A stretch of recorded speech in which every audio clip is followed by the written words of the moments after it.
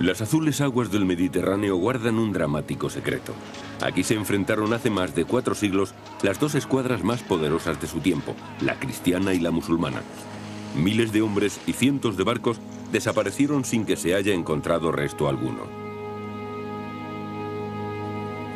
Un soldado español escribió más tarde que en la guerra los hombres caen al mar sin dar tiempo al tiempo de sus muertes. Ese soldado era Miguel de Cervantes, quien, habiendo combatido en la mayor batalla naval de la historia de Europa, alude a la vida castrense en su inmortal obra El Quijote. Dos colosales flotas, la imperial española y la otomana, se enfrentaron en aguas de la ciudad griega de Lepanto el 7 de octubre de 1571. Cerca de 600 barcos con 250.000 hombres a bordo. La batalla fue feroz. Murieron 7.000 cristianos y 25.000 turcos. El agua se tiñó de rojo con la sangre de los muertos. Fue un choque de civilizaciones. Fue la batalla naval que decidiría el dominio sobre el continente europeo. El significado primordial de Lepanto se manifiesta en el hecho de que, después de esta batalla del siglo XVI, la flota otomana no volvió a participar en ninguna guerra importante en aguas mediterráneas. En Lepanto, en el actual estrecho de Corinto, el Mediterráneo oculta las reliquias de la contienda. Muchos exploradores, incluido Jacques Cousteau, han buscado sus restos en vano. Pero ahora un nuevo equipo de arqueólogos submarinos ha hallado una evidencia sensacional. La batalla de Lepanto.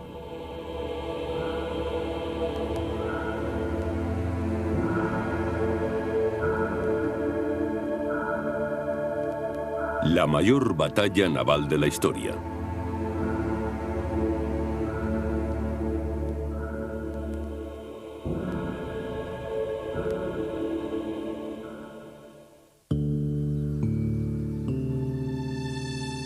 El mar Mediterráneo es un tesoro para el estudio de la historia naval, una auténtica mina de oro tanto para los científicos como para los aventureros. Nadie conoce mejor estas aguas que los pescadores locales, que en ocasiones tienen la suerte de descubrir una pista que puede ayudar a los arqueólogos en sus pesquisas. Con demasiada frecuencia, sin embargo, pasan inadvertidos los trozos de metal o de madera que pescan con sus redes y que para ellos carecen de importancia.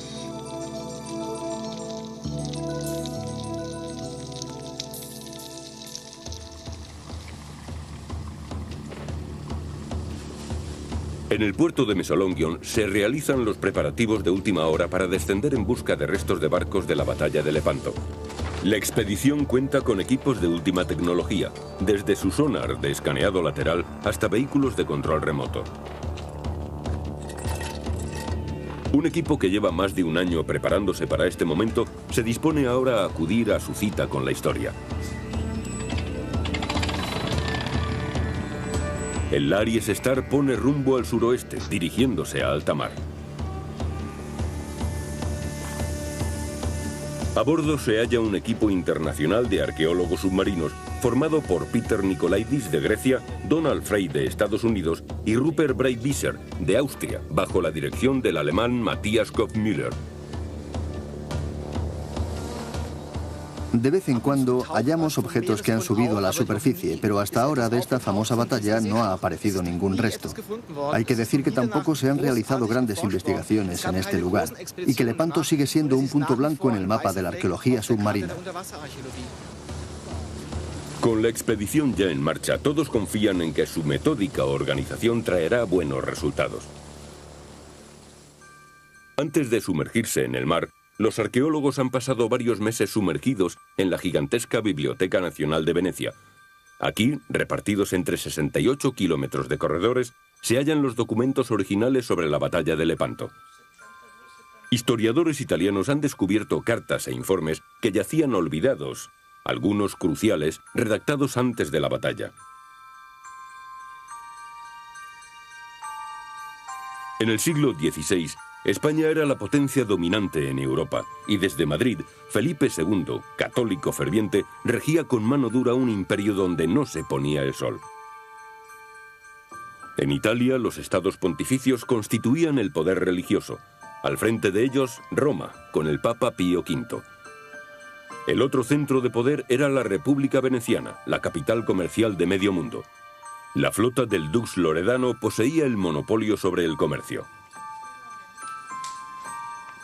Los profesores Marco Morín y Paolo Selmi han descubierto importantes relatos testimoniales que confirman que Venecia se preparaba desde hacía tiempo para la decisiva batalla con el rival turco.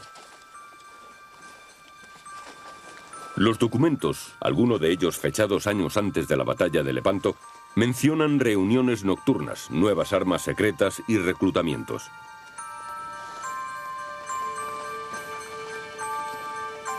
Hay un nombre en particular mencionado con frecuencia por ser una figura clave: Francesco Duodo, gran diseñador de armas y constructor naval. Sus adaptaciones e inventos tendrían una influencia decisiva en la futura batalla.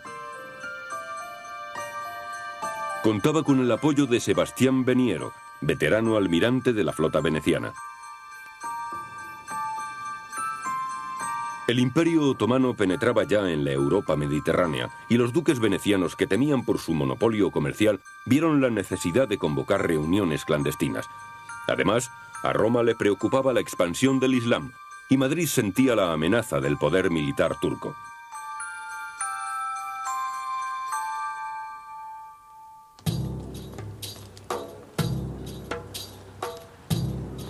La capital del Imperio Otomano era Constantinopla, la Estambul de nuestros días. Con el engrandecimiento del imperio, la metrópoli se convirtió en un importante puerto marítimo, desde donde los turcos partían a la conquista de Occidente. El avance por agua y por tierra del sultán Selim, que se había aliado con piratas y renegados cristianos, parecía imparable. En el oriente europeo dejó tras sí un rastro de destrucción. En 1570 el sultán dominaba ya sobre los territorios a orillas del Mar Negro, así como sobre Grecia, los Balcanes y el norte de África.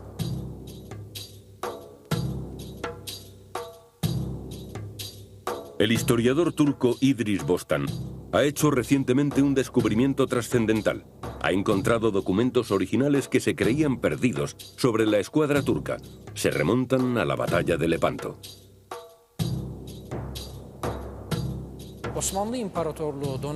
No había escuadra que hubiera podido sobrevivir a una batalla contra el poderoso Imperio Otomano. Ningún país podía oponérselo por separado. Ni Venecia ni España tenían los medios adecuados para vencer a los turcos por mar. La única forma de combatirlos era formando una alianza entre ellos. Por toda Europa se extendieron las noticias sobre la, al parecer, invencible flota otomana y las historias de horror sobre las atrocidades que cometían con sus prisioneros. El Papa estaba alarmado. Más que los saqueos del sur de Europa, los estados pontificios temían la expansión del Islam por Occidente. El pontífice, tratando desesperadamente de contener el avance turco, envió a sus delegados a Madrid y a Venecia, porque estaba convencido de que solo una fuerte alianza militar podría detener al invasor oriental. No en vano pronunció su sentencia: me alzaré en armas contra el turco. Era algo más que una simple amenaza.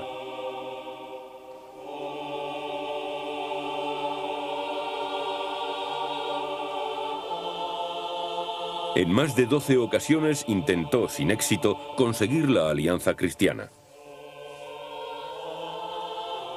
Tiberio Moro, archivero del ejército, ha descubierto que el Papa no conseguía sus objetivos por la diferencia de intereses de los poderes implicados.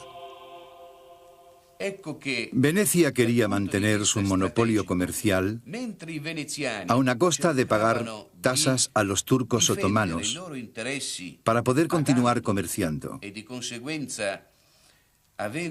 ya que este era su principal objetivo. El Papa, en cambio, no tenía intereses comerciales, sino que le preocupaba la situación desde la perspectiva cristiana. Y el rey de España, Felipe II, por su parte, temía perder las tierras del norte de África, conquistadas por su padre, el emperador Carlos V. En sus negociaciones con los turcos, los duques venecianos hacían uso de la diplomacia, pero extraoficialmente estaban preparando a la ciudad de los canales para la guerra. Es lo que se desprende de las memorias del veneciano Francesco Duodo. Además de un gran número de galeras pequeñas, se tomó la decisión en 1570 de construir 11 grandes galeazas y equiparlas para la guerra. Con ello nació un nuevo tipo de navío, la formidable galeaza.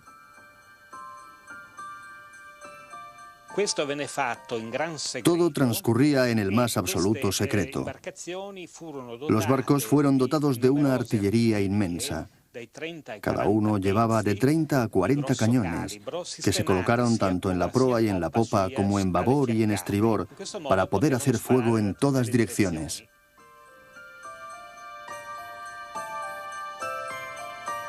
Este nuevo diseño tenía una ventaja decisiva sobre la tradicional galera de guerra.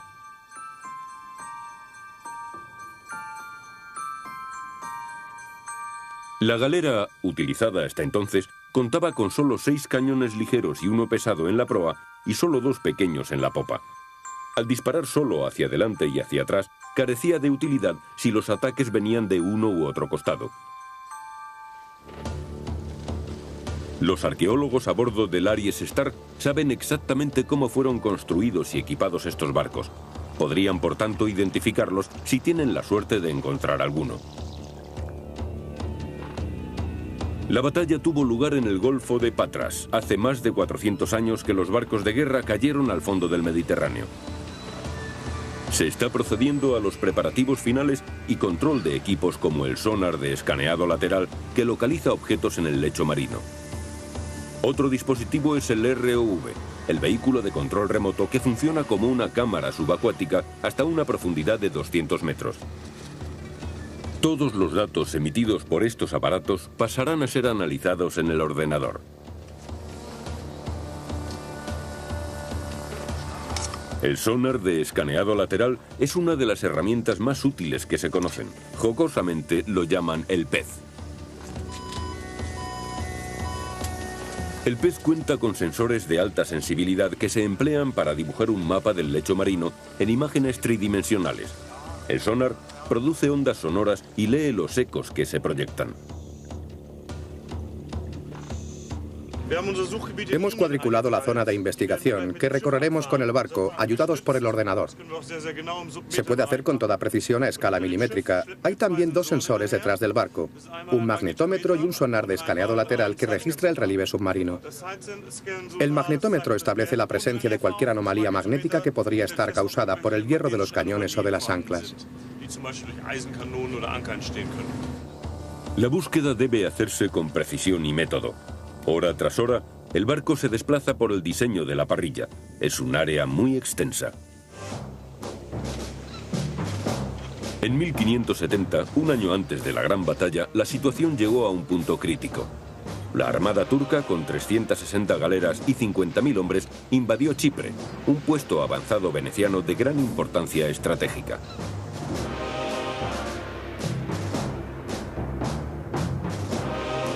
Al principio, la ciudad fortaleza de Famagusta opuso fuerte resistencia al asedio turco. La bien guardada fortaleza resistió a los invasores durante meses. Pero sus reservas empezaron a escasear y las municiones tocaban a su fin. Y llegó el momento en que los cañones venecianos enmudecieron. Marco Antonio Bragadino, el comandante de la plaza, se vio obligado a izar la bandera blanca. A pesar de haberse rendido con honor, los conquistadores le cortaron las orejas y la nariz y desollaron vivo al infortunado militar. La caída de Chipre incitó y dio concreción a las negociaciones europeas. Los delegados pontificios en Madrid y Venecia apremiaban. A la vista de los espantosos sucesos de Chipre, por fin tiene lugar la alianza que el Papa tan desesperadamente necesita. Lo cierto es que entre todas las partes se alcanzó un acuerdo que fue firmado en Roma el 24 de mayo de 1571. Hace pues 400 años se estableció una alianza que en realidad puede ser comparada a la OTAN de hoy en día. La Alianza Europea se denominó la Liga Santa, y sus componentes eran España, Venecia, Saboya, Génova, Sicilia, Malta y, por supuesto, los estados pontificios. El Papa también contribuyó con fuerzas armadas a las órdenes de un estratega excepcional con una brillante carrera, el almirante Marco Antonio Colonna, quien había combatido contra los turcos en Chipre. En mayo de 1571, en la Basílica de San Pedro, el Papa confirmó a Colonna en su misión. En nombre de la Liga Santa tenía que organizar una armada europea que pudiese enfrentarse a la flota otomana. Su bandera era la cruz. Se trataba de una guerra santa. Los venecianos, sin embargo, no contaban solo con la ayuda divina. En el astillero secreto de la ciudad continuaban con urgencia los trabajos del proyecto Galeazza. Se dotó al astillero de la mayor fragua para armas navales de Europa, con 5.000 obreros para la construcción de navíos, cañones y velas.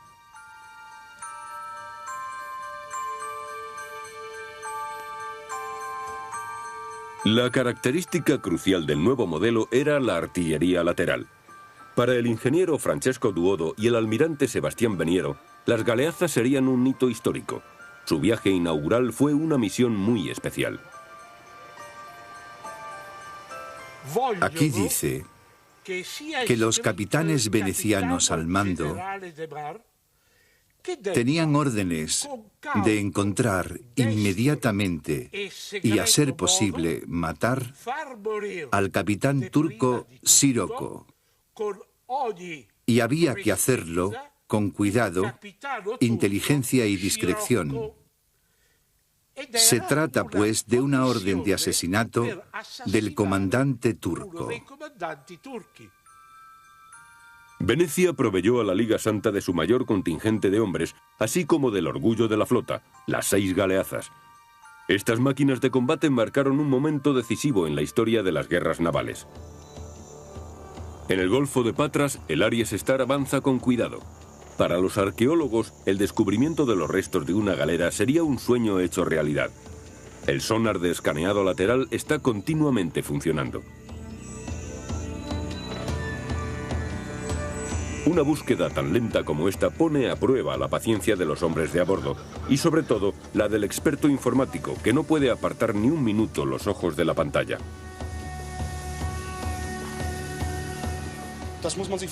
Es parecido a una fotografía aérea, como si un avión volara sobre un suelo plano. Cada línea roja indica una distancia de 25 metros, por lo tanto estamos cubriendo un área de 300 metros. Mientras unos depositan su confianza en la técnica, otros lo hacen en su experiencia de muchos años. Tanto Donald Frey como Peter Nikolaidis conocen muy bien la zona, ya que estuvieron antes aquí en expediciones separadas que investigaban también la batalla de Lepanto. Nikolaidis exploró este golfo en 1976 con Jacques Cousteau. El famoso submarinista y su legendario barco Calypso pasaron meses peinando estas aguas sin resultados positivos.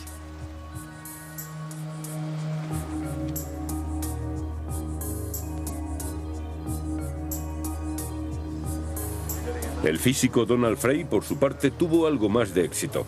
Exploró este mismo terreno hace 5 años con Peter Throckmorton, conocido arqueólogo submarino.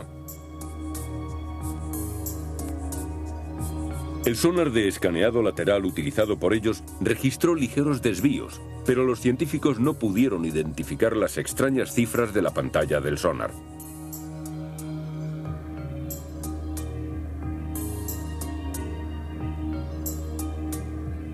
Frey ha obtenido grandes éxitos con el hallazgo de pecios, siendo su más notable descubrimiento el de un barco mercante de la Edad de Bronce. Hemos encontrado en nuestras excavaciones colgantes de hasta 3.000 años de antigüedad. Se puede encontrar eso, o con suerte, todavía se pueden encontrar vainas con mangos de oro o de marfil, pertenecientes a las magníficas armas de los caballeros que participaron en esta batalla. Los submarinistas utilizarán una mezcla gaseosa llamada Trimex, que les permitirá descender a grandes profundidades. Todo está preparado para su primera misión. Ha llegado la oportunidad de hacer un descubrimiento histórico.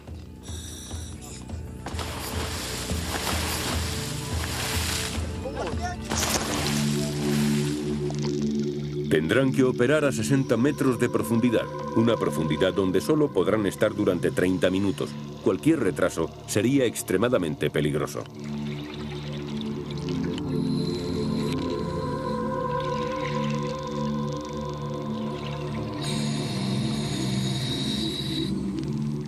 Aquí el lecho marino es un árido desierto de arena y lodo, si exceptuamos una depresión del terreno.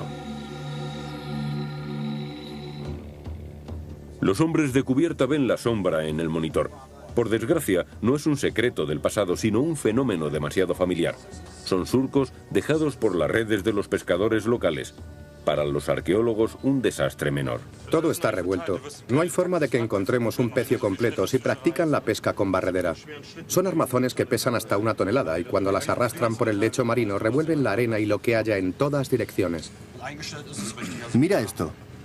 Parece un aparcamiento de coches con todas esas huellas. Bueno, continuemos buscando. No podemos hacer otra cosa. No te preocupes, todo irá bien. Las pesadas estructuras de las redes probablemente han destruido todos los objetos delicados que hubiera en su camino. Ha surgido otro problema que complica aún más la búsqueda.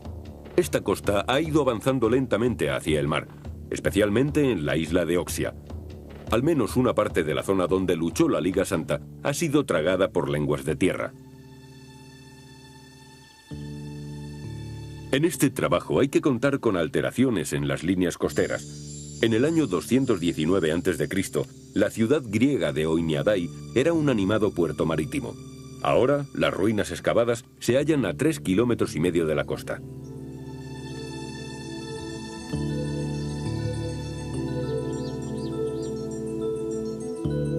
Las ruinas de la antigua muralla y del puerto de Oiniadai contienen importante información para los científicos del Aries Star.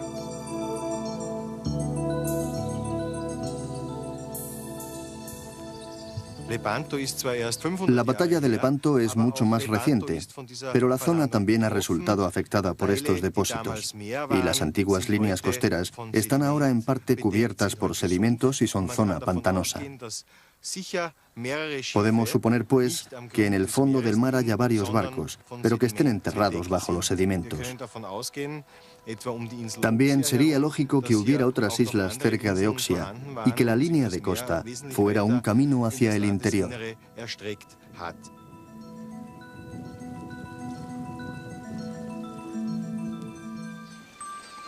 Seguramente, los miles de soldados que se hundieron con las galeras estarán enterrados en el cieno que rodea a Oxia. 2 meses antes de la gran batalla, la Liga Santa reunió a sus más capaces capitanes con sus mejores barcos. Los barcos de guerra procedentes de Barcelona, Roma y Venecia se encontraron en el estrecho de Mesina.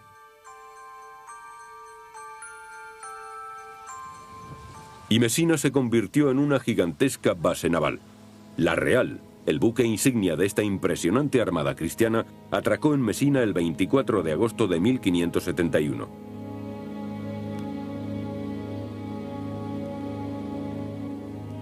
Al mando de la espléndida galera se encontraba don Juan de Austria, hijo del emperador sacro romano Carlos V. A él correspondía el mando supremo sobre toda la flota.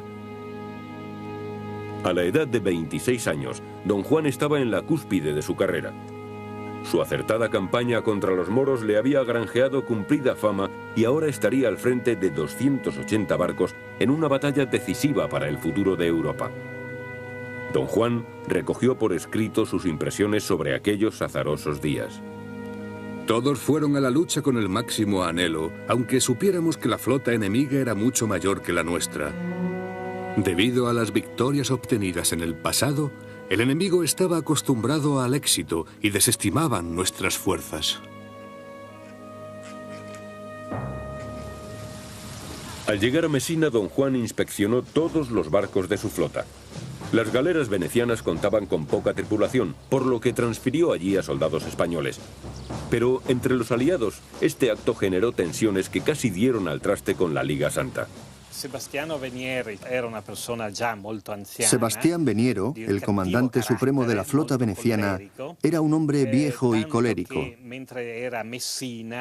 Entre él y don Juan de Austria estalló un violento enfrentamiento en Mesina, cuando Veniero colgó a uno de los oficiales de don Juan, que según él no había mostrado el debido respeto a los venecianos.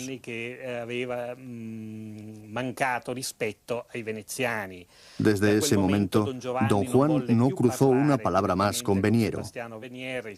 Ni las tensiones en el seno de la alianza ni los movimientos de tropas a la salida de Sicilia podían ser mantenidos en secreto. Cuando las noticias llegaron a Constantinopla, el sultán reunió a su consejo de guerra. Sus espías trabajaban a conciencia. Los archivos de Estambul lo demuestran claramente.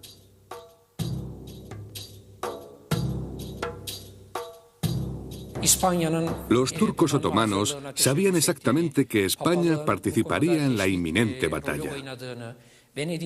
También sabían que el Papa tenía un papel clave en la constitución de la Alianza Europea y que Venecia estaba construyendo su propia flota.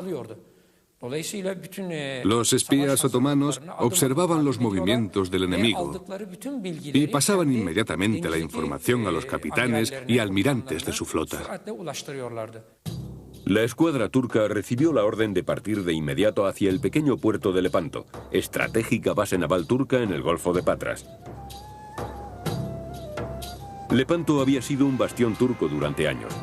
Tras sus gruesos muros, los comandantes musulmanes elaboraron sus planes contra la flota cristiana. Se nombró comandante en jefe al vencedor de Chipre.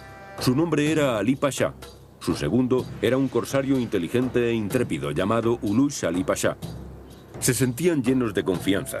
Durante décadas, la flota turca había salido siempre victoriosa desde aquella batalla de Preveza en 1538. El mar Mediterráneo era su mar.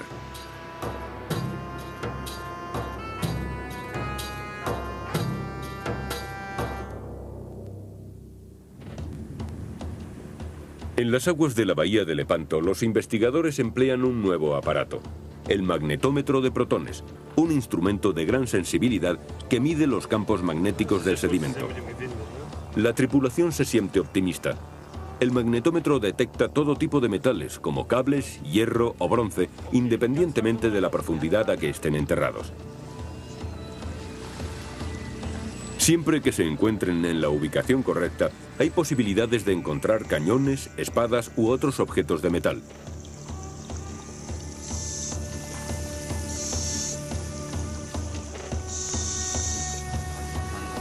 Por desgracia, una maniobra brusca de la dirección da al traste con sus esperanzas. El magnetómetro ha rozado el fondo, por lo que se ha estropeado un sensor de profundidad y ahora no conseguimos mantenerlo a la altura adecuada porque no conocemos la distancia a la que está del fondo. Así que hemos tenido que abandonarlo por ahora. No se ha podido arreglar el aparato, por lo que el sonar de escaneado lateral es el único en dar información.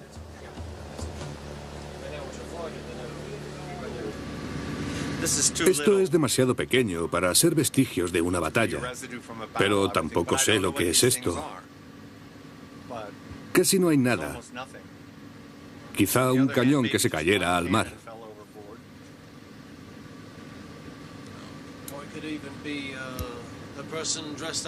O podría ser un hombre con su armadura. Porque parece que los cristianos iban tan bien protegidos y cubiertos de acero que cuando caían al agua, ahí se acababa todo.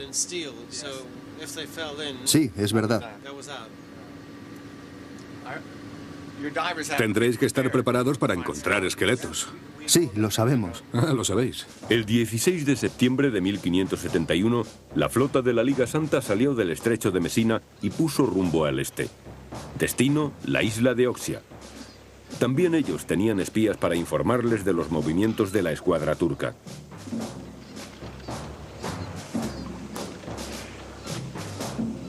A bordo de la Real, el comandante supremo, don Juan de Austria, elaboraba su plan de ataque.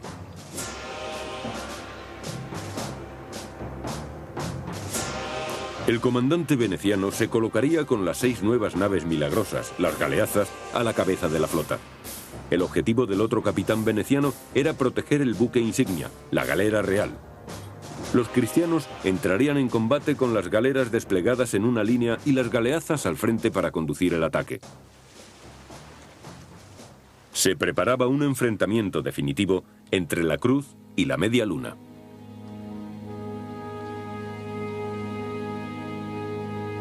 Antes de la batalla me dirigí con unas palabras de aliento a la tripulación. Y después me arrodillé para rezar y pedir a Dios que me concediera la victoria. Todos los hombres de la galera y de la flota entera hicieron lo propio. Los hombres a bordo del Aries Star llevan varios días de búsqueda confiando en que la suerte les sonría. La monotonía se rompe cuando en la pantalla aparecen unas imágenes muy llamativas. Mirad eso, no es que sea mucho. No parece un pecio ni nada de eso. No. Cada vez sale más. ¿Estará relacionado? Sí. ¡Qué cantidad de fragmentos! Tiene que haber una explicación insólita para esto. Es impresionante. Sí, lo es. Aquí está todo muy tranquilo. Este es el tamaño de una de las galeras más pequeñas cubiertas por la arena. Hay un ligero ascenso ahí. ¿Hay tantos objetivos? Pero algo tiene que ser. Ahora los científicos tienen que dar sentido a todas estas irregularidades. ¿Podrían ser los restos de la galera? Es posible. El tamaño de la zona es lo suficientemente grande. Este descubrimiento podría señalar el momento decisivo para la expedición. Estoy convencido de que no es una zona de vertidos, porque la estructura y las posiciones de los objetos, la forma en que están diseminados por una gran superficie, hacen pensar más bien en un pecio. ¿Será un campo de desechos o un pecio completo? En mi opinión, son partes de un pecio.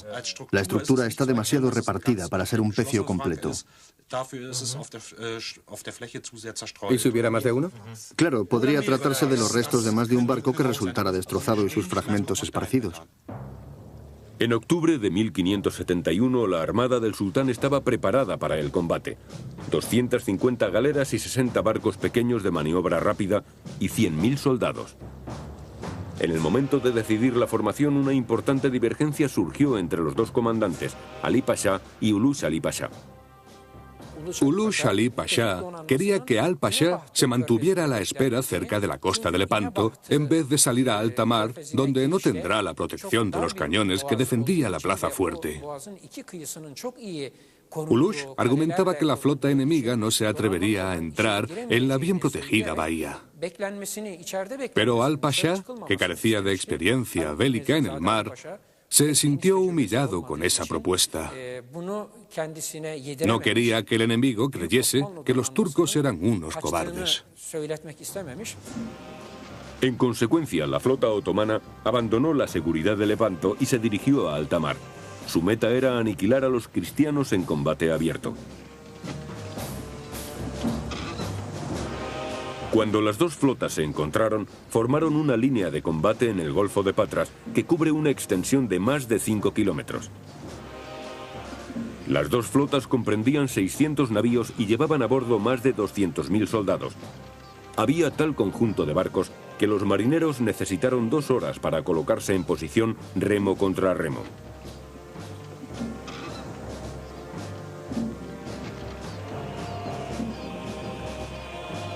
Cada flanco estaba dividido en 3 escuadrones principales. El mayor enfrentamiento naval de la historia de Europa estaba a punto de comenzar.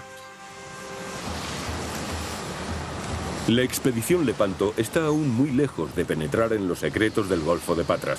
Una fuerte tempestad primaveral les ha obligado a detener sus pesquisas. La situación no puede ser peor. Hemos localizado la zona y tenemos señales inequívocas de que estamos directamente encima de algunos restos de la batalla de Lepanto. Pero con este temporal no podemos sumergirnos ni utilizar los detectores. Los arqueólogos aprovechan el tiempo reconstruyendo con ayuda de los gráficos los hechos que se conocen de la batalla. Y pocos días después cambia su suerte. son pescadores locales que acuden en ayuda del equipo, hablándoles de un viejo y misterioso barco hundido a una profundidad de 10 metros, no lejos de la isla de Oxia.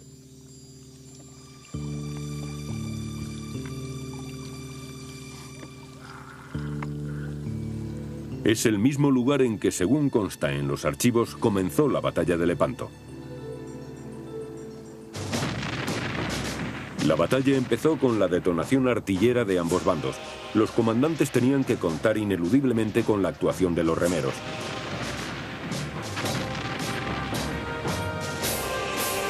Para el cristiano Don Juan y el musulmán Ali Pachá, este era el día del choque entre dos civilizaciones, dos concepciones religiosas diferentes. A bordo de la Real, el comandante de la escuadra cristiana dio la orden de acercarse a los barcos enemigos. El barco insignia turco era fácilmente reconocible por los gallardetes que portaba, por lo que ordené al timonel que dirigiera la galera directamente hacia él. Así lo hizo, y los dos barcos se atacaron mutuamente con fuerza extrema. Los musulmanes eran superiores en número, pero los cristianos contaban con armamento más sofisticado. Sus cañones eran muy superiores a las ballestas turcas.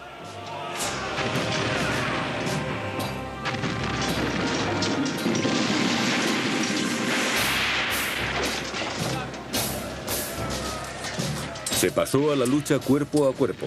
Se usaron garfios, espadas y piquetas. La feroz lucha duró horas enteras.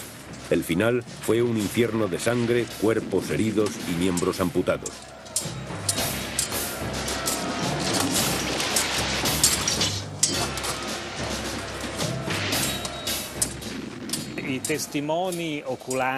Testigos oculares hablan de un ruido infernal.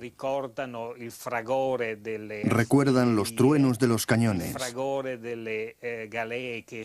la explosión de las galeras que eran alcanzadas en la Santa Bárbara. Recuerdan los gritos de los heridos. Recuerdan también el sonido de los tambores, trompetas y pitos que usaban los dos bandos para enardecer a sus soldados. Los restos de una vieja galera de guerra descansan en algún punto de los alrededores de la isla de Oxia. Los pescadores han proporcionado la primera clave auténtica para la localización del campo de la batalla de Lepanto. Los buceadores no dudan en sumergirse para investigar de cerca. Escondido entre las hierbas del fondo, un trozo de ancla. Y a pocos metros se encuentran un campo repleto de restos.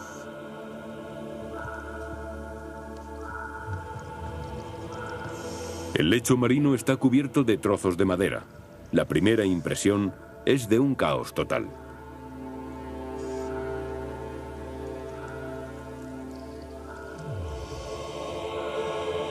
Poco a poco, los submarinistas descifran líneas y formas. Una gran cantidad de cuadernas, la estructura de un barco.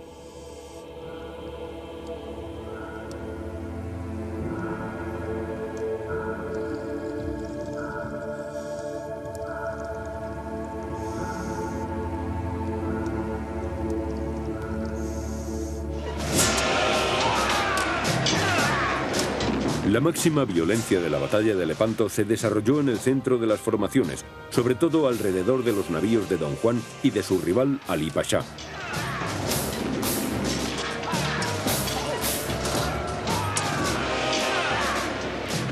Una y otra escuadra arrojaban sobre el adversario una lluvia de balas de cañón, para después abordarse y sumergirse en un torrente de feroces combates cuerpo a cuerpo. El escritor español Miguel de Cervantes conoció personalmente la espantosa muerte que ronda a una batalla naval. Y viendo que al primer descuido de los pies iría a visitar los profundos senos de Neptuno, y con intrépido corazón, llevado de la honra que le incita, se pone a ser blanco de tanta arcabucería y procura pasar por tan estrecho paso al bajel contrario. El Quijote, discurso de las armas y las letras.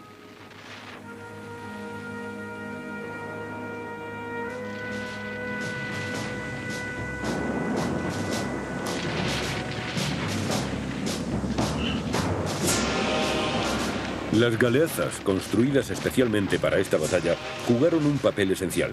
Sus elevadas cubiertas hacían imposible la captura y el abordaje, a lo que se unía su capacidad artillera desde todos los ángulos. La brillante invención veneciana pronto arrasó la tercera parte de la flota otomana. Con solo 4 de estos extraordinarios barcos de guerra quedaron destruidas 108 galeras turcas. La formación otomana quedó desmantelada y una vez rota la orgullosa supremacía de la flota del sultán, el grueso de la escuadra turca se hundió en el Golfo de Patras.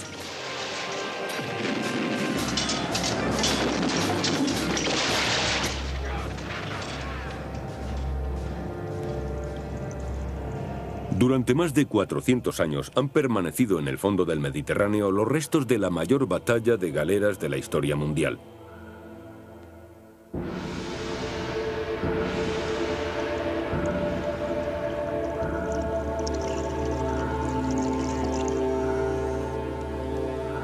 El pecio descubierto por la expedición Lepanto revela sus secretos lentamente.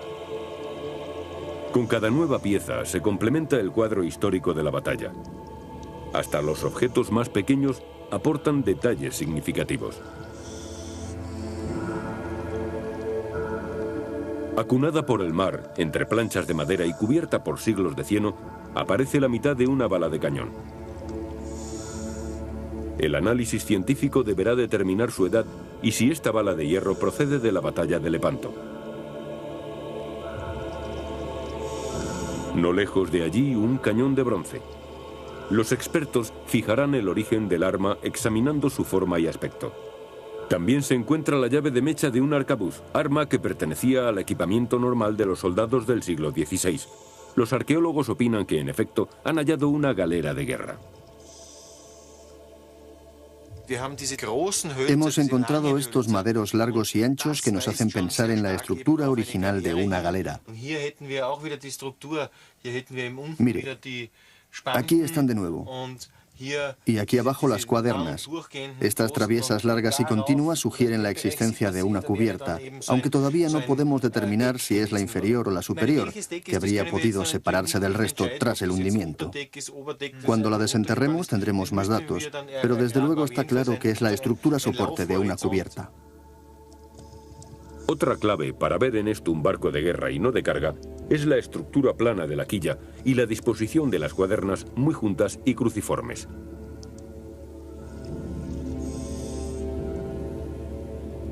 Por fortuna, los arqueólogos tienen una reproducción de la real y pueden comparar con ella los restos encontrados.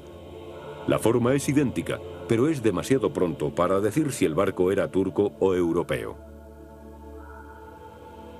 El pecio es el punto culminante de la expedición, un tesoro científico único, reposando a solo 10 metros bajo la superficie del agua. Probablemente sea una galera. El lugar del descubrimiento son las aguas de la isla de Oxia, y los archivos así parecen confirmarlo.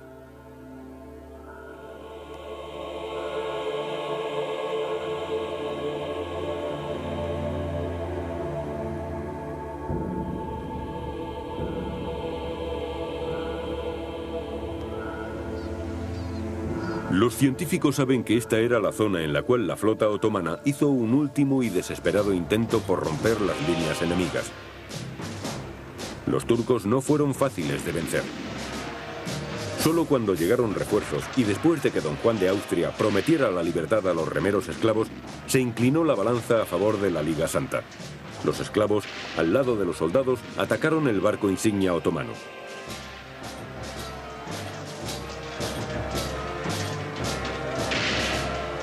Ali Pasha, el comandante en jefe del sultán, cayó bajo un golpe de hacha, y don Juan no desaprovechó la oportunidad para ordenar que la cabeza de su gran enemigo fuera paseada triunfalmente entre los soldados en el extremo de una pica.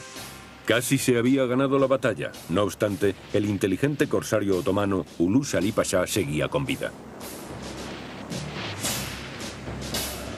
Ulus Ali Pasha y sus hombres curtidos en la lucha peleaban salvajemente contra los caballeros cristianos de Malta en el flanco meridional de la flota cristiana. Cuando fue tomado el buque insignia maltés, había a bordo 300 caballeros de la orden y solo sobrevivieron 30. Los demás fueron pasados a cuchillo. Fue una masacre deliberada, un acto que debía humillar al enemigo de igual manera que la cabeza de Ali Pasha en lo alto de una pica. Así que no se trataba solo de matar al enemigo, sino también de despreciarlo y ultrajarlo. Pero cuando se le acercaron las galeras cristianas bajo el mando de don Juan de Austria, Ulus Ali Pasha eligió la retirada huyendo a alta mar.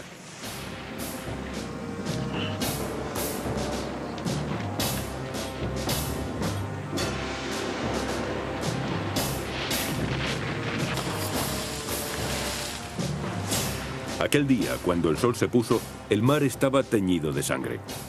Cientos de barcos habían quedado atrás, en el Golfo de Patras, tumbas flotantes que iban al encuentro de su entierro bajo las aguas.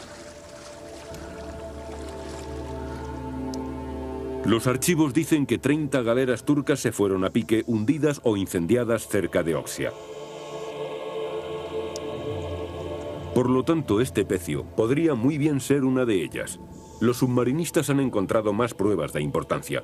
Varias espadas partidas, algunas con las hojas intactas. La corrosión y las incrustaciones las hacen casi irreconocibles, por lo que harán falta los análisis correspondientes para determinar si sus portadores eran musulmanes o cristianos.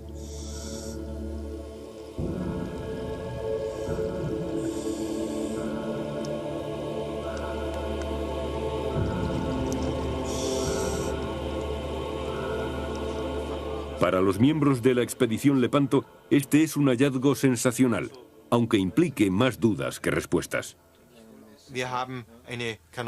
Hemos encontrado parte de un cañón y una bala, el cierre de mecha de un arcabuz y lo que para mí es lo más importante, una espada. Es realmente increíble lo bien conservada que está. Si ahora combinamos todos estos descubrimientos, la única suposición posible es que fueron usados en un conflicto bélico. La conclusión preliminar es que los restos pertenecen a una galera de guerra, pero sigue sin ser evidente bajo qué bandera entró en combate. Más trascendental aún, los científicos creen que por fin han encontrado el sitio exacto donde tuvo lugar la batalla de Lepanto. Este punto es donde dos poderosos enemigos lucharon un día por el dominio de Europa. Lepanto señaló el final de la invulnerabilidad otomana en el Mediterráneo. Cuando los victoriosos venecianos regresaron a su hogar, fueron recibidos por las solemnes notas del Te Deum entonadas en la Basílica de San Marcos. La ciudad de los canales había triunfado con sus nuevos, extraordinarios barcos de guerra, las galeazas. El almirante Veniero fue más tarde elegido dogo de Venecia, máximo cargo que mantuvo hasta su muerte. Francesco Duodo continuó desarrollando nuevas armas con gran éxito.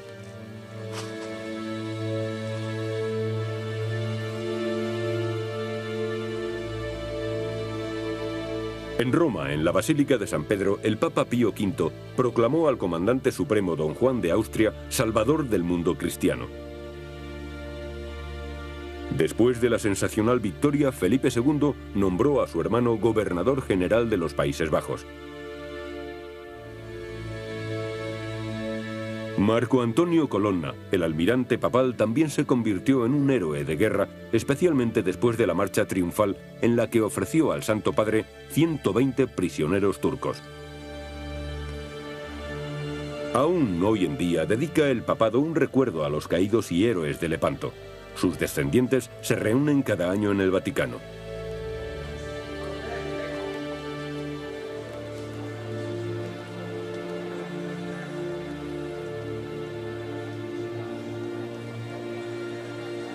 Bajo los estandartes originales de la batalla, los Colonna y otras distinguidas familias venecianas y españolas honran a sus antepasados y sus heroicas muertes.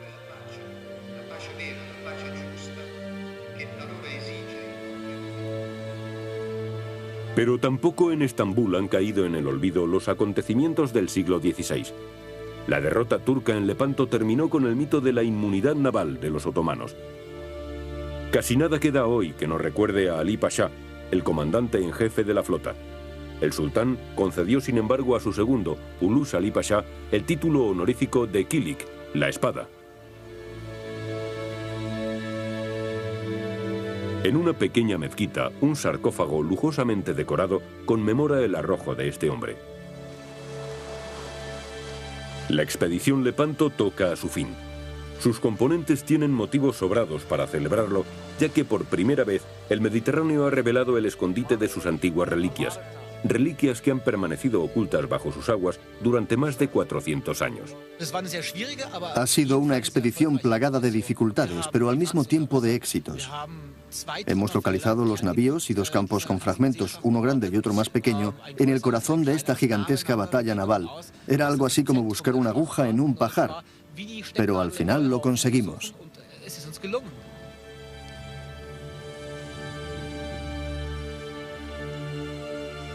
Queda mucho por encontrar. Quizá pescadores locales aporten de nuevo indicios tan valiosos.